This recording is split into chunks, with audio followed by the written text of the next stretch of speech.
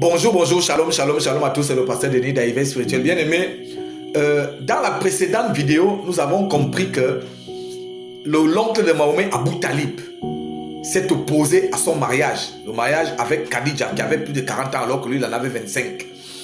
Et les parents de, Mahomet, de Khadija se sont aussi opposés à ce mariage.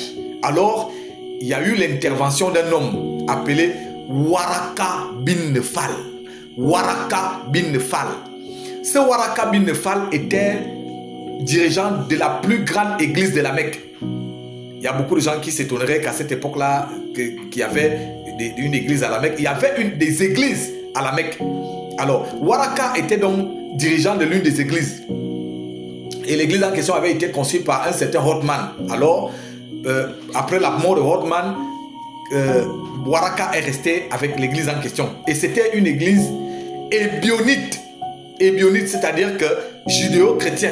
C'est-à-dire que les gens qui disent que Jésus n'est pas Dieu, Jésus n'est pas le Fils de Dieu. Alors, Waraka a donc joué un rôle primordial dans le mariage de Mahomet et de Khadija. Parce qu'il a joué le rôle de médiateur entre son oncle Abu Talib et la famille de Khadija. C'est lui donc qui a joué le rôle de médiateur jusqu'à ce que les deux familles ont accepté le mariage en question. Le mariage a eu lieu. Quand le mariage a eu lieu, et retenez-vous bien, le mariage en question a été célébré par Waraka bin Nefal. Donc le premier mariage de Mahomet, c'était un mariage chrétien. Un mariage chrétien, mais un mariage ébionite. Alors, à partir de ce moment, après qu'ils se soient mariés, Waraka bin Nefal est devenu son père spirituel. Waraka est devenu son père spirituel. Donc tout ce que Mahomet connaissait de la Bible, donc ce qui se trouve même dans le Coran, qui vient de la Bible, c'est Waraka bin Nefal qui l'a écrit. Dans la prochaine vidéo, je vous donnerai des références des hadiths qui parlent de ça. Les hadiths qui parlent de ça, je vais vous donner les références. Waraka bin Nefal est devenu le père spirituel de Mahomet, donc c'est lui qui a commencé à l'enseigner en ce qui concerne Dieu.